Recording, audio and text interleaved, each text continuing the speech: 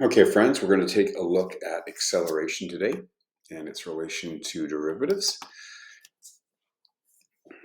So here we go. So to start off with, we're going to do a little review. This is not an acceleration question, but it is a review. It says a twig is tossed off a ledge at 3 meters off the ground. The twig follows the following pathway, where h is height in meters and t is time in seconds. Explain how you would find how long it takes for the twig to reach the maximum height. All right, so this is an explanation question which we encourage you to do with your partners. First thing we probably want to do is sketch this graph. So I'm just going to call this h, and I'm going to factor this. I'm going to take out the negative, which will make it like so. What I'm doing right now is I'm trying to figure out if I can find out what the x-intercepts are. I think we're all at a spot where we can factor this quite easily. So that looks like t minus 3 and t plus 1. So I know that the x-intercepts is going to be at 1, 2, 3. And I know that there's going to be an x-intercept at -1, which is in the past, so we're going to exclude it. Also note that the y-intercept here is at +3. So 1, 2, 3. I know that this is a parabola. I know it opens down, so it's going to look something like that. So it's going to look something like this. Okay, so this question says, how long will it take until it reaches its maximum height? So its maximum height is going to be somewhere around there, and I know right there that the slope is 0. So the slope equals 0. And another way to say slope is y prime. And since we know an equation here, or in this case it would be h prime, we can take the derivative. So that's going to be -2t plus 2. And then what I'm going to do is set this thing here equal to 0 and solve for t. And so I can easily do that, and that looks like it's going to reach it at about a height of 1. So I'll say, so there's my -2. I'll take the -2 to the other side, so it'll be 2t equals 2. Therefore, t equals 1. So right at 1, I didn't draw this very well, so it looks like it would look more like that. Okay, so all I would do is I take the derivative and figure out how long, what t value creates the slope of 0. In this case, it's 0. Explain how you determine how fast the twig is traveling the instant before it hits the ground. So what we need to do there is figure out how long does it take for it to hit the ground. And since we know the x-intercept, or the height intercept, or the time intercept, which is going to be at 3, we'd simply put 3 into the derivative here. And it looks like if we did that, we put 3 in there, that'd be -6 plus 2 would be -4 units, -4 meters per second. So it would be traveling down. We could also look at this through Desmos. Let's do that. So if we take a look at this, let me just take a look at this on Desmos here. So here's the graph, and we can see that there's the height of 1, which we were expecting. That's what it looks like.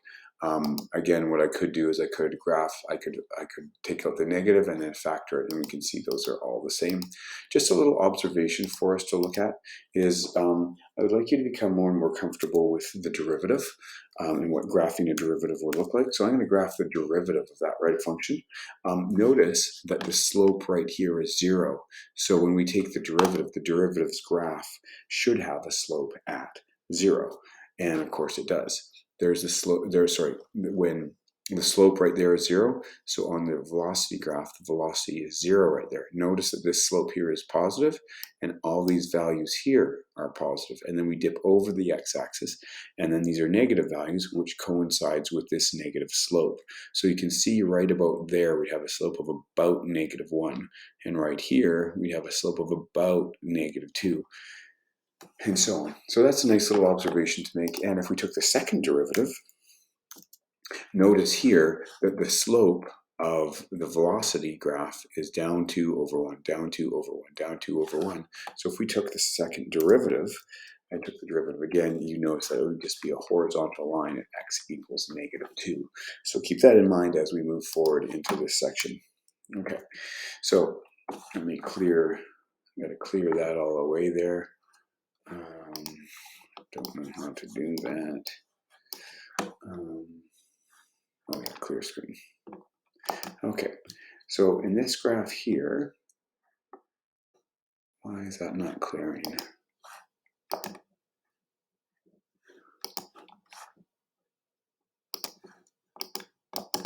Still trying to clear that screen. It's not clearing for some reason, so I'd really like to get rid of that. Okay, this is a warm-up, and what I want you to do is I want you to look at the red curve, which represents the, it's a position time graph. And now what I want you to do is look at the blue graph and the green graph and see if you can make any connections between them. Okay, and you notice that the equation has been given. Here's f of x, here's g of x, and here's h of x. So I want you to pause the video and brainstorm. The task here is to notice and to wonder and see if you can make some connections with the given graphs. Okay, so you've come back, and I trust that you've considered it, and you have a list of different connections that are possible here. So let's look at this graph right here. Notice that this graph is red. Notice that it has a slope of 0 right here and a slope of 0 there. If I take this slope of 0 and I come straight down, I notice that this happens to be the x-intercept of this parabola, and this slope of 0 here is the x-intercept of this parabola. So if this is the time position graph, then we know that this blue curve right here is the velocity graph, or in other words, how this is measuring how the distance is changing as time changes. Also notice this slope here is positive, and these values here on the velocity graph are all positive. Notice this region in here is negative. They're all negative y values, and that correlates to this negative slope right here. And then, of course, on this positive slope, we notice that right here, that cutoff, the slope of the red graph is positive, and that means that the y values of the blue graph, the velocity graph, are positive. Now let's look at the blue graph only, and then this green graph. Well, this green graph, look at this. This has a slope of 0 right here, and this is the acceleration graph. The y-intercept, or the x-intercept, is 0. Notice this. All these values on the green are negative y values, which corresponds to this negative slope or negative velocity here. Or you can see that it's slowing down. And so it's decelerating there. And here it's accelerating, which is shown by these positive values here. You could also see here's my red graph. It's to degree 3, and then we can see the velocity graph degree 2, and here the acceleration graph is degree 1. And so what we notice here is the derivative of 2x cubed is 6x squared, and the derivative of 6x squared is 12x. I also want us to look at Desmos here just to make sure we're getting this down. So here is the position time graph. If I drop a line down here and plot those x-intercepts, and notice that this slope is positive, this is negative, this is positive, look what happens when I'm just going to highlight those places where the slope is positive. And now when I plot the velocity graph, do you notice anything? This part here is where the slope is negative, and these parts here, this blue guy here, is where the slope is positive on this guy. Now what I want to do is I want to take a look at the acceleration graph, and notice this, that if I take the acceleration, the velocity graph, and put a line right there, I can find where the slope is 0 there. And look what happens now. Now what I'm going to do is I'm going to that this is the spot where the velocity is positive, the slope of this curve is positive. And notice this, when I sketch the acceleration graph, notice that the acceleration graph is going to have an x-intercept at whatever that is, whatever that value is there. It's exact same spot as where the velocity is 0. So those correlate again. So I'm hoping that in this time that you're going to be able to make connections between these three graphs, the time position graph, the velocity graph, and the acceleration graph. Okay. So now what I want you to do is let's spend some time matching. So second derivative, which one in here represents the second derivative? So I want you to just make your choice. And there's the second derivative, and it's velocity over time, the change in. Which one of these in units would we use with the second derivative? And if you guessed meters per second squared. You've got it. Which of these represent the second derivative? I think you got that. And which of these represent the second derivative? It's acceleration. Now let's consider the first derivative. Which one of these represent the first derivative? Which one of these units would we use for first derivative? And which one of these is the first derivative? And I think you've got that. So of course the initial function would be distance as a function of time. We'd use the meters, we'd use f of x, or h of x, or whatever it is, or d of x, or whatever, and then the distance. Okay, so there we go. So there's some stuff. So today what I want you to be very comfortable with is acceleration, both algebraically and graphically, and also be able to solve problems related to acceleration. And once again, this is a great chance to make connections outside of the classroom with the math that we're looking at, and also to make sure that you are a master of the vocabulary. So without further ado, let's get in. If you were wondering, what does it feel like, acceleration feel like in a car? Just watch that young lady there. You can just tell that she's feeling something. So it's just going so quick. What does it look like on a football field? See if you can tell when the white player, guy in the white outfit, is accelerating. You can see that quick acceleration rate there. And you might be wondering what it would look like on a soccer field with a giant soccer ball. Boom, you can see that he's going from 0 to moving backward quickly, very quickly. So there you go. Okay, so these are some clips that you can watch on your own, but these are a great little clip about how NASA sees derivatives and integrals, which are topics we will be studying.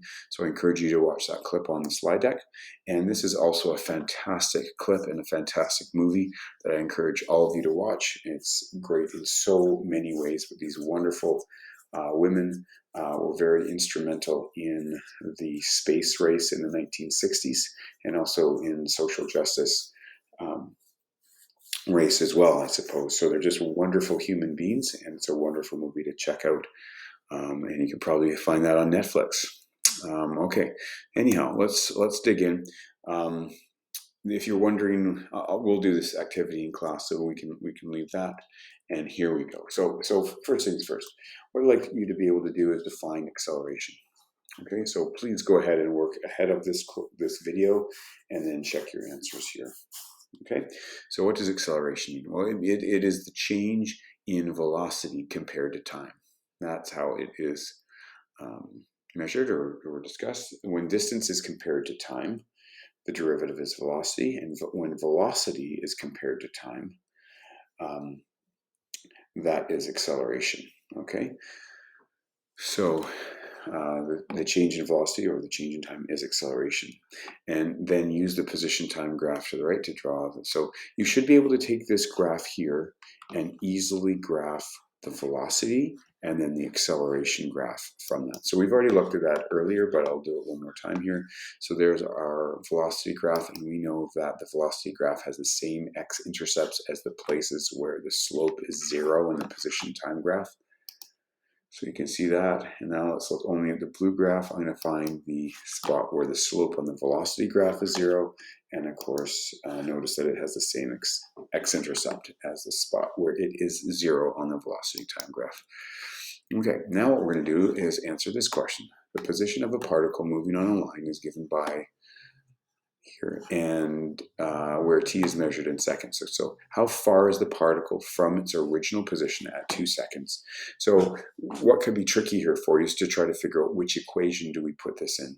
So this question, you have to decide, is this a distance question, a velocity question, or an acceleration question? And so since it's saying how far, and it's talking about position, we know that all we need to do is put 2 into this equation here and calculate, which is what we're going to do.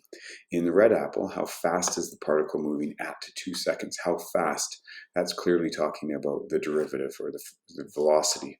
So we're going to take the derivative of this time position graph, which I've done, and then I'm going to put 2 in those spots.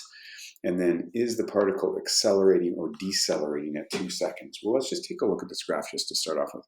Can you tell that as this is coming around, that this is actually slowing down?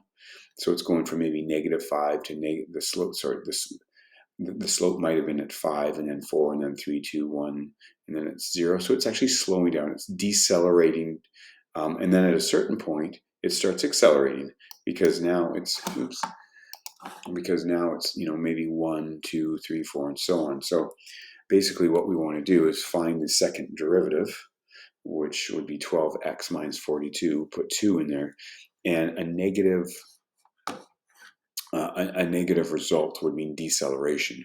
A positive result would mean positive second derivative, which is acceleration. Now let's look at this one. The position of a particle moving on a line is given by this equation here, where t is measured in seconds and d in meters. Determine an equation to represent the velocity.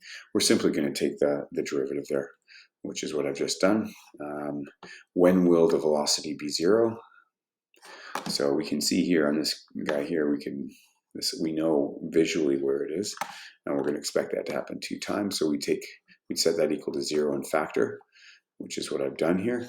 And then to determine an equation to represent the acceleration, so we take the derivative of that one more time, and we're going to get 14 minus 11.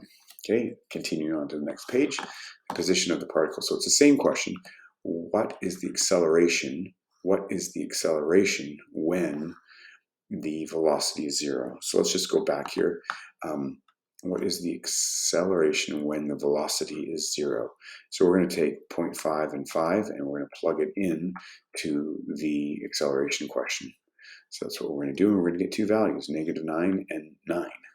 Okay, how fast is the particle moving when the acceleration is 0? So now what we need to do is figure out the acceleration equation. Did I do that? Yeah, we need to figure out how long did it take for, so here's our acceleration question. We're going to set this equal to 0 and solve for t. When we do that, we're going to get 11 over 4.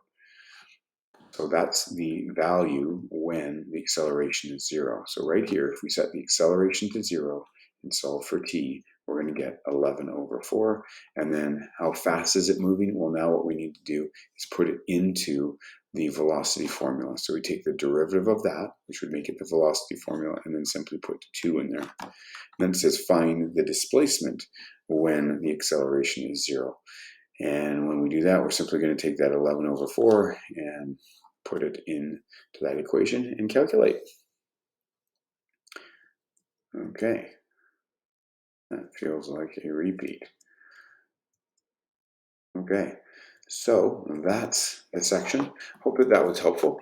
Don't be shy. Fill out that form if you have any questions or any concerns. We'll see you soon. Good luck.